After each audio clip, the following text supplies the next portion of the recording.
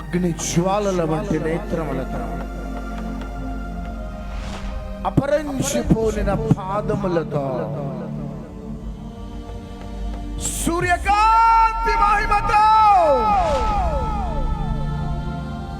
రెండంచుల వాడిగల ఖడ్గముతో, చేతిలో రాజదండము పట్టుకొని సైన్యములకు అధిపతియగు యెహోవా, యూదా గోత్రపు సింహమైన నజరేయుడైన యేసు, సత్యస్వరూపి పరిశుద్ధాత్మ 2000 సంవత్సరాల క్రితం గలిలియా, బేతనియా, షెరికో ప్రాంతాలలో అడుగుపెట్టిన యూదా గోత్రపు సింహమా,